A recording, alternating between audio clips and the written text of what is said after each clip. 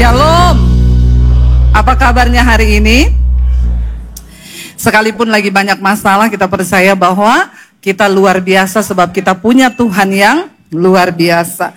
Saudara, di dalam kita menjalani hidup ini saya percaya kita pasti akan mengalami yang namanya persoalan, pencobaan, penderitaan. Tetapi di balik penderitaan itu kita harus percaya bahwa Tuhan turut bekerja mendatangkan kebaikan. Yang namanya kita hidup itu pasti kita ada masalah, tapi jangan pernah tinggalkan Tuhan. Iya, ini tempatnya sudah tidak cukup ya Pastor ya. Kita berdoa supaya Tuhan kasih tempat yang lebih besar, amin. Tepuk tangan dong.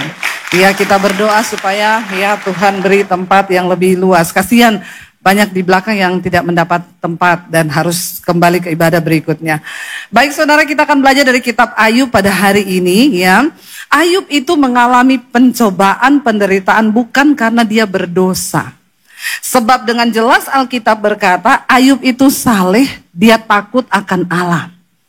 Tetapi pada akhirnya ketika Ayub diizinkan mengalami penderitaan, Ayub menjadi berdosa karena menderita. Ayub menderita bukan karena berdosa, tapi dia menjadi berdosa karena menderita. Saya berdoa kita semua mengambil pilihan untuk ketika kita mengalami pencobaan itu kita semakin dekat dengan Tuhan. Amin. Kita buka bersama yuk, kita lihat apa yang membuat Ayub akhirnya berdosa di hadapan Tuhan.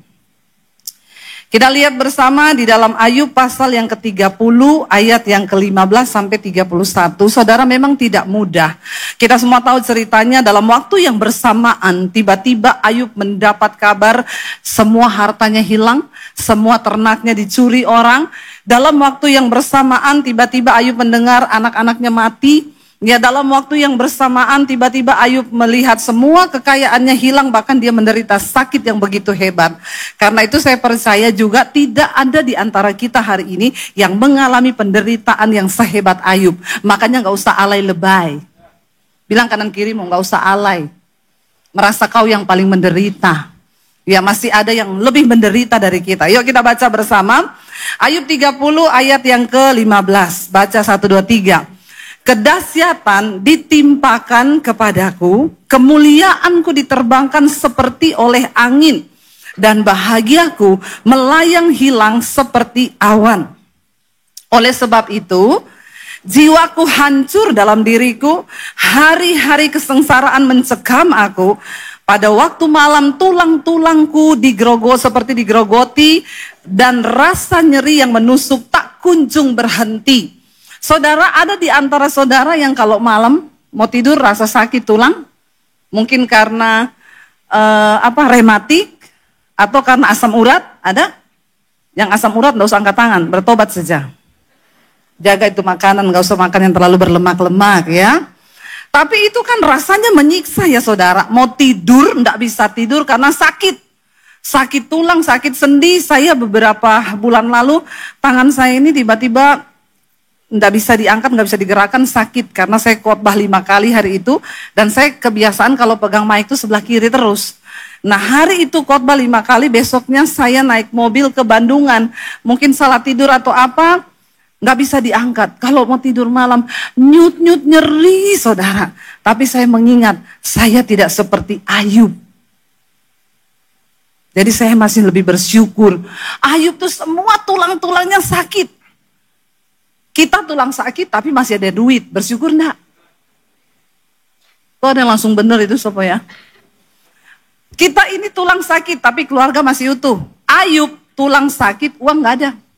Tulang sakit, anak-anaknya mati.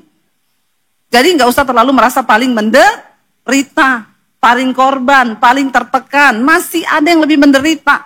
Ayub dia bilang tiap malam sakitnya itu tidak kunjung berhenti saudara. Lalu dikatakan di sana oleh oleh kekerasan yang tak terlawan, koyaklah pakaianku dan menggelambir sekelilingku seperti kemeja. Ia telah menghempaskan aku ke dalam lumpur dan aku sudah menyerupai debu dan abu. Bayangkan kemuliaannya hilang, semuanya hilang. Aku berseru minta tolong kepadamu, tetapi engkau tidak menjawab. Aku berdiri menanti, tetapi engkau tidak menghiraukan aku. Satu keadaan yang paling mematikan bagi orang percaya adalah ketika kita merasa berdoa sama Tuhan, tapi Tuhan gak gubris. Ketika kita merasa kita sudah berseru sama Tuhan, tapi kita gak dapat jawaban. Kita merasa kayaknya Tuhan tuh cuek sama kita. Berapa banyak yang merasa sudah berdoa tapi belum dijawab Tuhan? Sering kali kita seperti itu. Nggak ada yang merasa belum dijawab, semua sudah dijawab ya. Kalau itu saya nggak jadi khotbah. Kita tutup dalam doa ya, Pak Michael, doa berkat. Saudara, sering kali kita ini berdoa tapi kita merasa kok Tuhan nggak jawab ya. Kok saya ini sudah berdoa tapi kok saya tidak merasa Tuhan menghiraukan aku. Itu adalah perasaan yang sangat membunuh iman kita, di mana kita merasa Tuhan tuh nggak peduli lagi sama kita. Saya pernah merasa, saudara, ketika saya bangun pagi, saya lihat jendela jebol, barang-barang hilang, laptop hilang, handphone semua hilang. Waktu di total hampir 100 juta lebih kehilangan. Lalu saya itu merasa, Tuhan, kenapa Tuhan tidak melindungi kami? Karena menurut saya rumah orang yang lebih berdosa dari saya, tetangga saya itu banyak. Iya enggak, saudara? Yang mereka tuh enggak berdoa kalau tidur, mereka enggak kenal Tuhan loh. Kita kalau tidur berdoa loh, dalam nama Yesus lindungi kami Tuhan, jauhkan dari segala mara bahaya, pagari rumah kami dengan pasukan bala tentara malaikat surgawi. Coba kurang apa? Bala tentara malaikat nih yang mengelilingi rumah kita loh. Lah kok maling masuk loh? Ini kan rasanya tidak ada perlindungan Tuhan toh. Kan lebih enak kalau saya bersaksi, saudara, saya bangun pagi, ada maling tergantung di pagar saya. Dan ternyata dia itu mau mencuri dan Tuhan meluputkan, bajunya kesangkut di besi pagar. Itu pasti orang Kristen semua, wow, aduh Tuhan dahsyat. Iya Pak, iya? Enggak iya ya? Ini kok tumben jemaat GSJS diem ya? Biasanya ribut loh ini. Ya, kan itu jemaat lebih seneng gitu ya kalau kita bersaksi. Terus malingnya tergantung, lalu dia tidak bisa masuk ke rumah karena perlindungan Tuhan. Iya toh? Tapi kan gak enak kalau saya cerita, rumah saya kemalingan, semua HP hilang, laptop hilang, dicuri orang. Ya maka orang Kristen akan berkata, doamu tuh gak didengar Tuhan. Oh, pendeta aja kerampokan, apalagi kita jemaat. Makanya gak usah minta-minta doa sama Bu Debbie. Percuma, dia aja bagus kalau saudara tidak minta doa sama saya. Berdoa sendiri, gak usah titip doa. Tidak ada pendeta hebat, yang ada tuh Tuhan yang hebat dengan imanmu yang hebat. Katakan. Tapi saya merasa Tuhan tidak menjawab doa, Tuhan tuh jauh. Ayub berkata, aku berseru minta tolong, tapi engkau tidak ada. Aku berdiri menanti, tapi kau tidak menghiraukan aku. Lalu ayat berikutnya berkata, engkau apa? Ayub bilang, engkau menjadi kejam terhadap aku, engkau memusuhi aku dengan kekuatan tanganmu. Saudara, rasanya kalau kita ini ngomong sama orang itu kejam. Kita kalau ngomong sama orang kejam, itu berarti orang itu apa? Udah jahatnya jahat toh. Kalau sampai kita, aduh lu kejam banget ya. Gue tuh nggak nyangka lu kejam loh. Kejam itu di atasnya jahat loh. Jahatnya jahat loh. Kau itu kejam banget loh. Kita ngomong kejam itu dalam hati itu kan ada sesuatu yang bergetar kan. Kalau kita sampai ngomong sama orang itu kejam. Ayub, mengapa dia menjadi orang yang berdosa karena penderitaannya? Yang pertama, karena dia menuduh bahwa Tuhan itu kejam. Saya percaya sejahat-jahatnya saudara, mungkin saudara nggak pernah menuduh Tuhan kejam. Nggak ada kan di sini yang menuduh Tuhan kejam? Atau ada yang menuduh Tuhan jahat? Enggak sih Bu, tapi cuma begini, Tuhan kok yo aku loh. Ngopo Tuhan, itu sama podo wae. Kok yo aku loh Tuhan. Kita ini merasa kayak Tuhan itu buta, Tuhan tuh nggak tahu, Tuhan itu tidak menyadari, Tuhan tuh nggak adil. Bahkan berkali-kali Ayub menyebut bahwa engkau itu curang. Katanya kau itu adil, katanya keputusanmu adil. Tapi kenapa engkau timpakan ini kepadaku, kata Ayub saudara. Dia bilang, engkau itu kejam Tuhan. Lalu Ayub berkata di sana, engkau mengangkat aku ke atas angin, melayangkan aku dan menghancurkan aku di dalam angin ribut. Tuhan tuh tidak sekejam itu. Tapi masalahnya ketika Ayub mengalami pencobaan, pergumulan yang begitu hebat, Tuhan tidak kasih tahu bagaimana akhir ceritanya Ayub yang dia akan alami. Kita semua ketika menghadapi pencobaan, kita pun tidak tahu. Karena Tuhan tidak kasih bocoran. Dan itu yang namanya ujian kehidupan. Ujian itu kalau kita sudah tahu jawabannya, namanya bukan ujian. Amin. Tapi kita suka pengen tahu apa jawabannya. Karena memang manusia itu saudara menuduh diri saudara sendiri. Memang kita ini manusia kepo. Kalau ada masalah pengen tahu jawabannya itu apa. Kenapa aku Tuhan? Waktu saya kemalingan, saya tanya Tuhan, kenapa rumahku? Kenapa bukan rumahnya tetangga? Kenapa kami? Kenapa kami? Kenapa kami? Belum terjawab. Tiba-tiba kami mengalami kecelakaan waktu itu naik mobil pelayanan. Lagi mau bayar tol, ada bus dari belakang laju prima namanya. Lajunya benar-benar prima. Saking primanya nggak ada rem. Ya kami lagi berhenti, mobil itu dari belakang menghantam keras mobil kami. Sampai mobil kami terpelanting ke jalur sebelah. Mobil dinyatakan hancur 80%. Tapi kami sekeluarga nggak ada satu tetes darah pun di dalam. Dan itu karena Tuhan. Tapi kan harusnya ceritanya tidak begitu. Amin. Harusnya ceritanya kami mau pelayan, mau bayar tol, ada mobil bus itu beremblong. Hampir kena mobil kami. Tiba-tiba bus itu terpelanting, dia tabrak pembatas tol. Kan itu lebih hebat kan? Nggak kena mobil kami kan? Ini kena saudara. Dan tragisnya ketika suami saya itu ngambil barang-barang dalam mobil, karena kita mau dibawa ke rumah sakit walaupun nggak luka, ambil dulu selamatkan barang-barang. Kita ngambilin tas, ngambilin apa, itu lagu di mobil saya. Saudara tahu lagunya apa? Ku bersyukur selalu sebab engkau yang mengasihiku. Saya makin jengkel. Saudara hari ini tertawa, saya menangis waktu itu. Saya bilang, Tuhan kau enggak adil loh Tuhan. Kami ini mau pelayanan, saya berdoa mau berangkat. Di mobil kami putar lagu puji-pujian, nyanyi memuji menyembah Tuhan sampai anak-anak ketiduran. Waktu mobil itu jatuh, yang kami putar lagu rohani.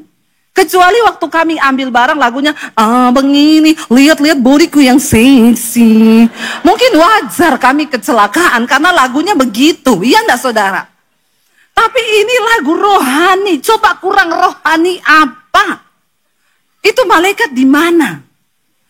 Itu saya belum terjawab, seminggu baru kerampokan, seminggu kemudian ditabrak. Udah gitu masuklah SMS bertubi-tubi. Ibu minggu lalu tak dirampok. Minggu ini kecelakaan. Bu, introspeksi diri. Aduh, itu mulut-mulut yang begitu bagus dilakban sih. Lu mending gak usah menasehati. Gini loh saudara, orang mengalami kemalangan, gak usah disuruh introspeksi. Dia pasti sudah introspeksi. Pasti tahu. Ketika saya mengalami itu, masalahnya saya introspeksi. Kalau saya lagi selingkuh, mungkin saya langsung, Tuhan marah nih. Aku selingkuh, pantas. Atau saya koreksi diri, kenapa Tuhan aku kecelakaan?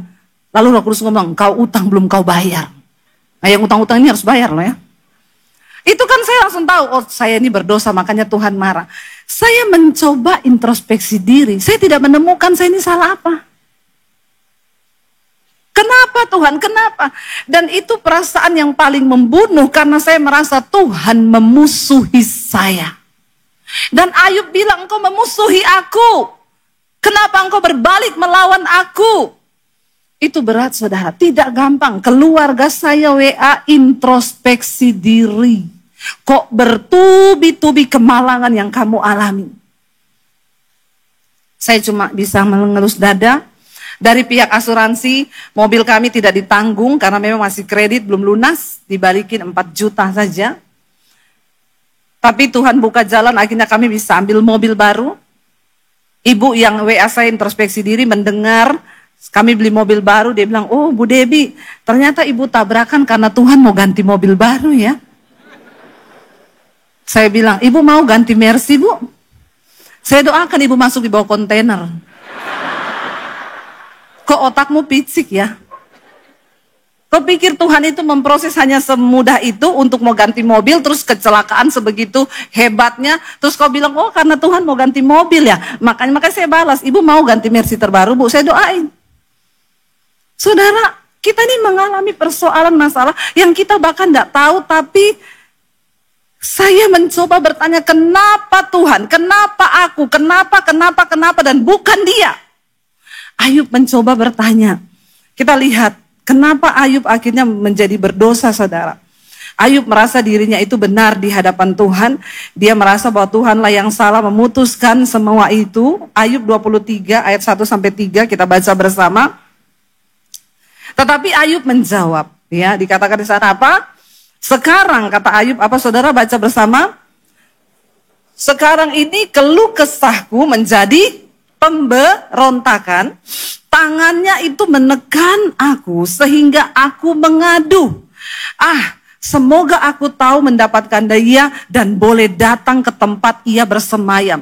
Sampai Ayub itu bingung, kemana lagi dia mau mencari pertolongan, kemana lagi dia mau mengadu. Dan Ayub berkata, sekarang ini justru pengaduanku yang tadi itu doa, mengadu kepada Tuhan, sudah berubah menjadi pemberontakan. Artinya apa? Dia sudah nggak lagi sejalan dengan Tuhan. Dia sudah tidak lagi memikirkan apa rencana Tuhan. Bagi dia Tuhan itu jahat. Tuhan itu melakukan sesuatu yang dia nggak bisa terima dengan akal logika. Karena dia merasa dia itu benar di hadapan Tuhan. Saudara, ketika kita mengalami sesuatu dalam hidup kita, mari kita belajar nggak usah kepo. Kenapa? Alkitab berkata Tuhan itu tidak terpahami oleh logika manusia. Waktu kita menjalani sesuatu, jangan mencoba mencari tahu jawaban Tuhan itu apa, kenapa, dan bagaimana. Seringkali Tuhan tidak berbicara. Tapi memang manusia itu dasar memang suka pengen tahu. Kalau kita ini pengen tahunya terlalu tinggi, malah seringkali kita ini salah di dalam bertindak. Saya tadi cerita, saya ini dulu pernah dijemput mobil polisi saudara, mobil patroli waktu saya SMA. Itu kita ini kan mau ujian Eptanas ya, itu ujian yang paling menentukan lah, ujian akhir. Kami ini lagi belajar kelompok untuk besok ujian fisika. Tiba-tiba lagi belajar, ada orang datang. Mau nggak? Saya punya kunci jawaban untuk pelajaran besok fisika dan matematika. Beli sekian ratus ribu, saya ingat waktu itu. Jadi kami ada berapa orang, kita urunan. Saya mau tanya, kalau saudara juga jadi manusia normal seperti saya waktu itu. Lalu saudara belajar, ada orang datang jual kunci jawaban. Saudara beli enggak? Bertobat loh ya. Kau sudah mengenal kebenaran ya. Kalau waktu itu saya belum ya. Saya belum mengenal Tuhan Yesus loh. Kenapa kita pengen beli kunci jawaban? Supaya besok ketika kita di ujian itu sudah tidak apa? Berpikir keras lagi dan sudah pasti hasilnya bagus. Itu harapan kita. Tapi ternyata seringkali terlalu kepo, akhirnya bisa kita melanggar hukum. Sudah pas ujian fisika dengan senyuman kita lihat, sama benar sama yang kita pelajari tadi malam. Tutup mata saya lingkar. Karena saya sudah tahu jawabannya. Jadi saya menghadapi ujian tidak berkeringat, tidak pakai otak lagi, tinggal. Masalahnya Tuhan itu mengizinkan kita mengalami ujian, tapi Tuhan gak kasih kunci jawaban. Disinilah kita perlu iman, percaya bahwa firman Tuhan itu ya dan amin. Selesai ujian fisika, udah dikumpul soalnya, pengumuman, polisi datang ke sekolah. Ada apa ya polisi datang ke sekolah? Semua siswa masuk ke kelas. Pengumuman, ada kejadian polisi datang ke sini menjemput beberapa siswa yang namanya akan disebutkan. Karena ketangkep ada yang mencuri ujian Eptanas dan dijual. Dan dari hasil penyelidikan, dia menyatakan ada beberapa dari sekolah kita yang membeli. Saya akan sebut namanya, silakan keluar. Debbie Basir. Jangan tepuk tangan. Keluar saudara kalau saudara tepuk tangan. Memalukan itu, ya. Saya maju. Terus aduh Tuhan, kenapa ini? Udah keluar, kamu benar belikan? Iya benar. Kita disuruh naik mobil patroli. Asik keliling kota, Pak. Pawai, ya. Waduh, panik saudara. Sampai di kantor polisi tanya, kamu tahu nggak kesalahan kamu tuh apa? Saya balik tanya sama polisi, Bapak, kalau Bapak jadi kami, kira-kira apa yang Bapak lakukan? Bapak lagi mau menghadapi ujian yang berat, besok penentuan. Tiba-tiba Bapak diantari kunci jawaban. Kira-kira Bapak beli enggak? Polisinya nggak bisa jawab, lalu dia bilang, ya udah pulang, kalian pulang. Tanda tangan saya di situ, benar toh? Benar, kita dipulangkan. Saudara, kunci jawaban itu memang penting. Tapi seringkali kau jangan mendahului waktu Tuhan. Kalau Tuhan belum kasih tahu, diam aja. Jalani ujianmu, mau berkeringat, mau berair mata, mau berpeluh, mau berbeban pikiran. Jalani dengan ucapan syukur. Amin. Karena kalau terlalu kepo, bisa jadi dosa. Akhirnya Ayub bilang, keluh kesahku berubah menjadi pemberontakan. Gara-gara dia tunggu, kenapa Tuhan gak jawab? Kenapa dia gak bicara? Kenapa dia gak kasih tahu? Waktu engkau diizinkan Tuhan mengalami persoalan, tantangan, pergumulan, jalani dengan hati dan ucapan syukur. Supaya Tuhan melihat, oh ujian iman dia lulus, dia gak macem-macem. Dan setelah itu saudara, kita baru tahu. Seringkali jawaban itu kita baru tahu terakhirnya, oh ternyata Tuhan tuh maunya begini. Satu hal yang harus kita pegang, Alkitab berkata bahwa rencana Tuhan itu tidak pernah gagal. Jangan biarkan saudara, jangan biarkan pergumulanmu, jangan biarkan keluh kesahmu, doamu, pergumulan yang kau pengen tahu ini kenapa Tuhan, kenapa? Itu akhirnya karena kau tidak temukan, kau jadi memberontak sama Tuhan. Akhirnya banyak orang, nggak gereja-gerejaan, nggak Tuhan-Tuhanan, nggak pelayanan-pelayanan. Aku ini hidup begini-begini, kenapa tantangan ujiannya begitu berat? Jangan saudara, jangan ya nak ya. Jangan ya. Katakan aku percaya Tuhan engkau sanggup. Kita lihat apa yang akhirnya Tuhan lakukan kepada Ayub. Tuhan murka saudara sama Ayub. Baca Ayub 40 ayat yang ke-6 mulai. Ayub 40 ayat yang ke-6. Maka baca bersama, dari dalam badai Tuhan menjawab Ayub. Apa Tuhan bilang sama Ayub? Bersiaplah engkau, sebagai laki-laki aku akan menanyai engkau, dan engkau memberitahu aku. Apakah engkau hendak meniadakan pengadilanku, mempersalahkan aku, supaya engkau dapat membenarkan dirimu? Ayub berubah sikapnya jadi mempersalahkan Tuhan. Saya mau tanya saudara, Tuhan itu salah enggak? Enggak, dia benar, dia Bapa dari segala kebenaran. Masalahnya kita ini tidak tahu nanti ujungnya itu seperti apa. Tapi karena kekepoan kita banyak tanya, akhirnya jadi salah. Lalu Tuhan bilang begini, apakah lenganmu itu seperti lengan Allah? Dan dapatkah engkau mengguntur seperti dia? Hiasilah dirimu dengan kemegahan dan keluhuran, kenakanlah keagungan dan semarak. Luapkanlah amarahmu yang bergelora, dan amat-amatilah setiap orang yang congkak, dan rendahkanlah dia. Ayub ini marah sama Tuhan, dengan kesombongan dia merasa dia benar, akhirnya dia terus menuduh Tuhan yang jahat. Saudara, apapun yang terjadi dalam hidup kita, Tuhan tidak pernah salah. Dia selalu benar. Bagian kita menjalani hidup ini dengan percaya kepada Tuhan. Saya kemarin ketemu, kita baru pulang dari Bali beberapa hari yang lalu. Di sana ya kita berkumpul dengan 100 orang pendeta dari pedalaman, dari desa-desa. Saya mendengar banyak penderitaan mereka dalam pelayanan, saudara. Bagaimana kadang mereka tidak bisa makan, mereka bergumul, tapi mereka tetap menaruh hati percaya kepada Tuhan. Lalu ada seorang ibu pendeta bersaksi. Dia tuh bersaksi ketika terjadi tsunami di kota Palu, saudara. Kita ingat ya dulu tsunami yang menelan korban sampai ribuan orang mati. Jadi saudara, ibu itu bercerita, ketika kejadian itu, suaminya itu gembala, tapi suaminya pelayanan di desa. Ibu ini tidak mau jadi ibu gembala, dia masih kerja sekuler pada waktu itu. Ketika ada kejadian di kota Palu itu, dia berangkat ke kantor, saudara, karena kantornya itu di pinggir laut ketika terjadi tsunami. Lalu tiba-tiba tsunami itu datang, dia dengan 2 orang sepupunya. Ketika tsunami datang, ibu itu tergulung di dalam air laut, dalam tsunami itu 1 jam. 1 jam, bukan 1 menit loh, 1 jam.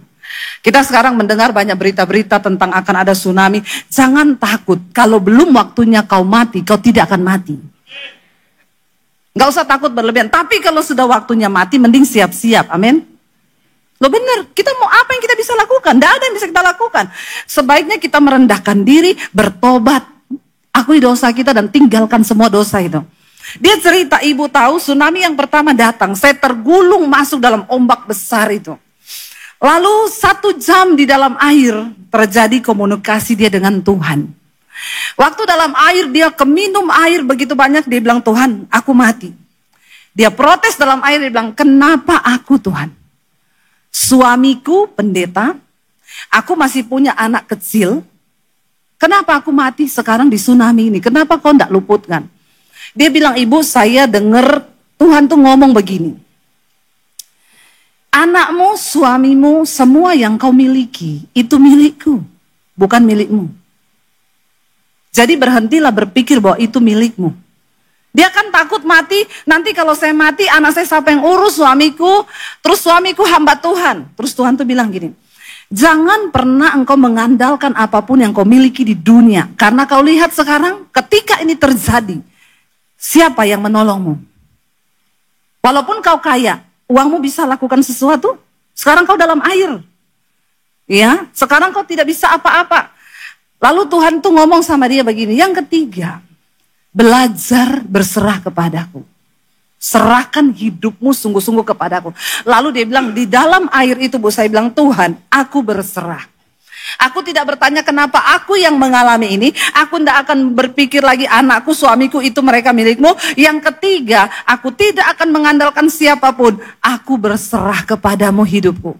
Tiba-tiba dia terangkat ke atas air. Dia lihat ada jergen di situ, saudara. Jergen, tiba-tiba ada jergen putih besar. Dia peluk jergen itu, ya. Dia bilang, setelah saya peluk, Bu, ombak yang kedua datang, tsunami yang kedua. Dia tergulung lagi di dalam air tsunami itu. Dia peluk jergen itu. Setelah itu dia keluar dari dalam air. Dia bilang tuh kayu sudah terasa menusuk di kepala semua. Air udah hitam lumpur.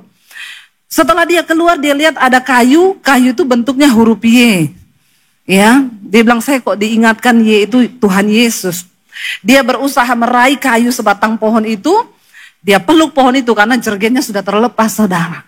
Dia peluk pohon itu, akhirnya dia terapung-apung. 1 jam kemudian dia sadar, dia lihat dia di atas pohon. Bayangkan dia terbawa arus itu sampai ke atas pohon. Dia bilang, saya tuh lihat, Bu, udah mayat bergelimpangan, udah sampah semua di situ. Dia minta tolong, orang juga gak ada yang tolong karena semua lagi sibuk menyelamatkan diri sendiri. Benar Alkitab bilang, pada hari kemurkaan harta tidak berguna. Makanya kalau saat ini saudara punya harta, tanya Tuhan, buat apa harta di tanganku ini Tuhan? Jangan sampai sudah datang hari kemurkaan, hartamu bahkan tidak bisa menolong engkau. Amin. Lalu saudara, dia akhirnya ditolong orang, dia bilang, Bu, yang pertama, Tuhan nyatakan perlindungan yang sempurna buat saya. Ibu tahu, semua orang yang keluar dari tsunami itu, saya punya sepupu 2 juga selamat, Bu. Tapi mereka semua telanjang. Karena kena hembusan ombak yang begitu hebat. Semua yang dipakai ini hilang. Anting hilang, jam hilang, baju hilang. Tidak ada satupun yang menempel. Tapi dia komplit semuanya utuh. Sampai jam tangannya masih jalan. Dia lihat jam 7 malam waktu itu. Jadi dia tahu dia 1 jam berada di dalam ombak. Karena dia jamnya masih hidup. Yang kedua, Bu, saya lihat di situ. Benar-benar Tuhan menyatakan perlindungan. Sepupunya dia kan selamat. Setelah seminggu kemudian meninggal. Karena dokter menyatakan kebanyakan dia menelan lumpur di dalam tsunami itu. Tapi dia selamat. Sejak saat itu dia putuskan untuk sungguh-sungguh melayani Tuhan. Dia ikut suaminya di desa, saudara. Dan dia jadi ibu gembala. Jangan tunggu yang seperti itu terjadi dulu. Baru kau mau serahkan hidupmu untuk Tuhan. Hari ini kalau kau masih mendengarkan. Ini kesaksian hidup loh. Benar-benar nyata dia cerita. Bu, benar. Saya belajar, benar. Tidak ada satupun yang bisa kita andalkan di dunia ini. Dan tidak usah bertanya, dia bilang. Tuhan bilang, jangan bertanya. Kan dia bilang, kenapa aku Tuhan? Waktu dalam air, kenapa aku Tuhan? Banyak orang lain, kenapa kau tidak luputkan aku? Kau tidak cegah aku pergi ke tempat itu? Kenapa aku harus mengalami ini? Tuhan bilang, hidupmu itu di tanganku. Kau harus belajar menyerahkan hidupmu kepadaku. Karena banyak orang mengaku Kristen tapi tidak sungguh-sungguh menyerahkan hidupnya pada Tuhan. Yang terakhir kita baca, saudara, saya undang para imam musik maju ke depan. Akhirnya Ayub bertobat di hadapan Tuhan. Dan Ayub berdoa kepada Tuhan. Ayub pasal 42, saudara. 1 sampai yang ke-6. Ayub berkata begini, maka jawab Ayub kepada Tuhan. Aku tahu bahwa engkau sanggup melakukan segala sesuatu dan tidak ada rencanamu yang gagal. Firman-Mu, siapakah dia yang menyelubungi keputusan tanpa pengetahuan? Itulah sebabnya tanpa pengertian tanpa pergantian aku telah bercerita tentang hal-hal yang begitu ajaib bagiku dan yang tidak ku ketahui. Ada banyak hal di hidup ini yang kita tidak mengerti. Tapi belajarlah percaya bahwa rencana Tuhan itu tidak pernah gagal dan tidak pernah salah, saudara. Dan kita tahu, saudara, akhirnya Ayub berkata begini, firman-Mu, dengarlah, maka aku akan berfirman, aku akan menanyai engkau, supaya engkau memberitahu aku. Hanya dari kata orang, aku dulu mendengar tentang engkau, tetapi sekarang mataku sendiri melihat engkau. Saudara, pencobaan, pergumulan, penderitaan yang kita alami, satu tujuan Tuhan, supaya engkau mengenal Tuhan secara pribadi. Supaya engkau berjumpa dengan Tuhan secara pribadi. Hari ini, apapun yang sedang kita lewati, tidak usah bertanya. Jalani dengan iman, percaya Tuhan turut bekerja, mendatangkan kebaikan di hidup kita. Bangkit berdiri bersama, saudara. Katakan pujian ini di hadapan Tuhan.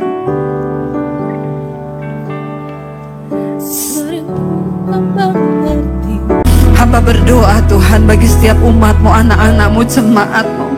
Dalam setiap proses yang sedang mereka alami. Ajar kami mengerti kehendak Tuhan dalam setiap proses itu. Ajar kami tunduk pada kehendak-Mu Bapa. Sebab dalam setiap perkara satu kerinduan Tuhan, agar engkau mengerti rencana dan kehendaknya, saudara. Bahkan mungkin hari ini engkau belum mengerti, engkau tidak tahu. Katakan, kami percaya Tuhan. Kami percaya bahwa engkau turut bekerja untuk mendatangkan kebaikan di hidup kami. Kami percaya tidak ada satupun rancangan Tuhan yang gagal. Kami percaya tidak ada satupun rancangan-Mu yang jahat atas hidup kami. Kami percaya Tuhan. Kami percaya. Hamba berdoa Tuhan, biar anak-anak-Mu keluar sebagai pemenang-pemenang di dalam setiap kehidupan. Ajar kami berserah hanya kepada Tuhan. Bahkan ketika ada tsunami, persoalan, masalah yang besar dalam hidup kami, Engkau tidak akan izinkan kami ditenggelamkan. Karena tangan-Mu yang kuat menopang setiap kami. Kami tidak mau menaruh harapan kami pada harta, kekayaan, pada manusia. Tapi kami mau taruh pengharapan kami hanya kepada Tuhan yang berkuasa atas hidup kami. Terima kasih Bapa, terima kasih tanganmu di hadapan Tuhan, saudara. Katakan pujian ini. Yang terbaik Tuhan, Tuhan Yesus kita. Terima kasih Tuhan, terima kasih. Kau berkati hamba-Mu yang sudah menyampaikan kebenaran firman-Mu termatrai di dalam setiap hati kami. Di dalam nama Tuhan Yesus. Haleluya. Amin. Silakan duduk kembali Bapak Ibu yang dikasihi Tuhan. Puji nama Tuhan, sebentar lagi kita akan memberikan persembahan yang terbaik bagi pekerjaan Tuhan tempat ini. Mari sama-sama sekali lagi kita berdoa sebelum memberikan yang terbaik. Kami mau bawa persembahan syukur kami Tuhan kehadirat-Mu dengan hati yang penuh ucapan syukur, sukacita sebab Engkau Tuhan yang begitu baik di dalam hidup kami. Terima kasih Tuhan, berkati setiap tangan-tangan yang memberi, kami mau memberi dengan hati yang penuh sukacita, mengucap syukur. Di dalam nama Tuhan Yesus, haleluya, amin. Puji Tuhan Bapak Ibu, kita baru menyaksikan video dari Youth. Kita mengundang setiap anak-anak muda untuk bisa bergabung ya. Jam 4 ada teens untuk SMP, lalu yang jam 6 untuk Youth. Saya undang untuk bisa bertumbuh bersama di komunitas anak-anak muda di gereja GSJS Pakuan Mall di tempat ini. Bapak Ibu, nanti sore jam 4 dan jam 6 akan dilayani oleh dua pencipta lagu yang sangat luar biasa. Saya yakin lagu-lagunya saudara pasti pernah dengar. Deeper in Love with You, lalu Anggur Baru Tercurah, yaitu Pastor dan Ibu Pastor Robert dan Lea. Saya yakin saudara akan sangat diberkati. Nanti sore jam 4 dan jam 6 saya percaya ada berkat Tuhan, hadirat Tuhan yang luar biasa di tempat ini. Kamis besok ada doa malam, dan Kamis besok dilayani oleh Pastor Frankie Kuncoro. Lalu saudara, kita sedang membuka pendaftaran untuk sel di GSJS. Bagi saudara yang belum bergabung, saudara boleh mendaftarkan diri di website, atau saudara bisa daftarkan diri di booth yang ada di depan. Lalu ada seminar pernikahan, marriage seminar, kita adakan nanti di bulan November, Jumat 29 November. Itu dilayani oleh Pastor Roni Daud Simeon dan Pastor Indri Pardede. Saya percaya saudara akan sangat diberkati. Saya mengundang setiap suami istri untuk bisa bergabung di dalam seminar ini, karena saya yakin akan sangat memberkati. Lalu kita juga membuka pendaftaran untuk perjalanan kita ke Israel tahun depan. Segera daftarkan diri. Tahun depan kita akan berangkat di bulan Maret, dan saya akan berangkat bersama dengan tim GSJS Worship, dan saya percaya saudara akan sangat diberkati. Dan minggu depan kita kembali 6 kali ibadah. Saya akan melayani semua ibadah, dan nanti di beberapa ibadah ada Pak Jeffrey S. Chandra juga akan melayani. Puji Tuhan. Berapa banyak diberkati lewat ibadah hari ini? Kita kasih tepuk tangan buat Tuhan Yesus. Puji Tuhan. Sebelum saudara pulang, saya mau berdoa buat saudara. Berkat dari Allah Bapa, Allah Putra, Allah Roh Kudus memberkati setiap jemaat Tuhan dalam usaha pekerjaan, studi sekolah bisnis, perjodohan, pernikahan, keluarga, dan apapun yang kami lakukan mulai hari ini sampai selama-lamanya. Tuhan memberkati engkau dan melindungi engkau. Tuhan menyinari engkau dengan wajahnya dan memberi engkau kasih karunia. Tuhan menghadapkan wajahnya kepadamu, memberi engkau damai sejahtera. Dalam nama Tuhan Yesus, yang sudah diberkati Tuhan, sama-sama kita katakan amin. Puji Tuhan. Silakan duduk Bapak Ibu. Mohon kita bergantian.